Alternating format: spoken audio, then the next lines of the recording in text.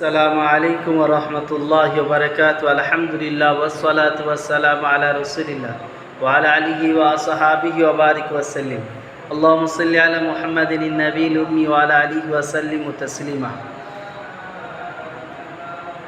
আজ ইসলামের একটি প্রত্যেকটা ইসলামের তরফ থেকে একটি খুশখবরি প্রত্যেকটা ওই ব্যক্তির জন্য এটা অবাক করা খুশখবরি। আসুন হাদিস থেকে শুনি। আন মাজ ইবনে জাবাল রাদিয়াল্লাহু তাআলা আনহু قال لنا معاذ في مريضه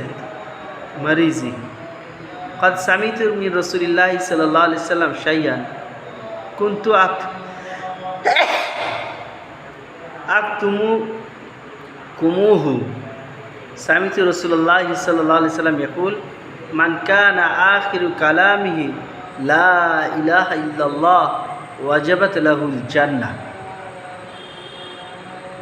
হযরত কাসিরা বিন মুররা বর্ণনা করছেন যে আমি মাজ ইবনে জাবাল রাদিয়াল্লাহু তাআলা যখন অসুস্থ ছিল, তিনার অসুস্থ থাকা অবস্থায় আমি তানাকে দেখতে গিয়েছিলাম। তো হযরত মাজ ইবনে জাবাল রাদিয়াল্লাহু বলছেন যে আমি নবী করিম সাল্লাল্লাহু আলাইহি সাল্লাম থেকে একটা হাদিস শুনে রেখেছিলাম, যে হাদিসটা আজ পর্যন্ত আমি কাউকে বলিনি, লুকিয়ে রেখে দিয়েছিলাম। বলে উনি বললেন যে আমি নবী করিম সাল্লাল্লাহু আলাইহি সাল্লামকে এই কথা বলতে শুনেছি, যে ব্যক্তির মৃত্যু এই অবস্থায় হবে যে তার শেষ কথা লা ইলাহা ইল্লাল্লাহ, তার উপরে জান্নাত ওয়াজিব। যে ব্যক্তি মৃত্যু এই অবস্থায় হবে যে তার শেষ কথা হচ্ছে লা ইলাহা ইল্লাল্লাহ। হযরত মাজ ইবনে জাবাল বলছেন যে হাদিস আমি এই পর্যন্ত কাউকে বলিনি। আবার অন্য হাদিসের মধ্যে এসে যে নবীজি সাহাবাদেরকে বলেছিলেন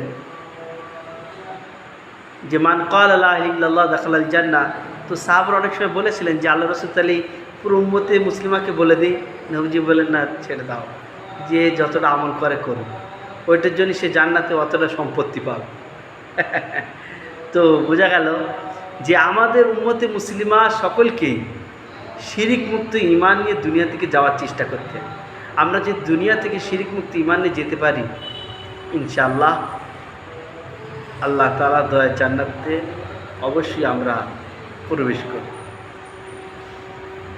স্পেশালভাবে যে ব্যক্তির শেষ কথা লা ইলাহা ইল্লাল্লাহ, এরপর আর কোনো কথা নেই, আর এটা অন্তর থেকে এবং মুখে একই রকমের আওয়াজ হবে, মনে করেন সে জান্নাতবাসী। আল্লাহ তাআলা আমাকেও আপনাকে চলতে ফিরতে উঠতে বসতে লা ইলাহা ইল্লাল্লাহর জিকির চালু করা। আমরা অনেক সময় উলফাল কথা মুখ থেকে বার করি, যেটা আমাদের ইহকাল পরকাল দুই কালের কোনো কাজে আসবে না। কোরআনে বলা হচ্ছে মা ইয়ালফাজু মিন কাওলি ইল্লা লাদাইহি রাকিবুন আতীদ, যে বান্দাদের মুখ থেকে যা কিছু বার হচ্ছে তার সংরক্ষণ হচ্ছে। তাহলে আমাদের একটা মানুষের কথার কত মূল্য, যে আল্লাহ তাআলা প্রত্যেকটা কথাই সংরক্ষণ করে রেখে দিচ্ছে। তাহলে আমার মুখ থেকে আমি অন্য কথা না বার করে আমি শুধু লা ইলাহা ইল্লাল্লাহ, লা ইলাহা ইল্লাল্লাহ, লা ইলাহা ইল্লাল্লাহ। বাথরুম, স্ত্রী মিলন বাদ দিয়ে বাকি সমস্ত টাইম, সমস্ত সময় যে কাজে আপনি করছেন, যে মশগলায় আপনি আছেন, এটা পড়তে পারবেন। আল্লাহ তাআলা আমাকে আপনাকে পড়ার তৌফিক দান করুন। এত পড়া পড়ুন, এত পড়া পড়ুন যেন আপনার মৃত্যুর সময় শেষ কথাও যেন লা ইলাহা ইল্লাল্লাহ হয়। আল্লাহ তাআলা আমাকে আপনাকে কবুল করুন বলেন আমিন।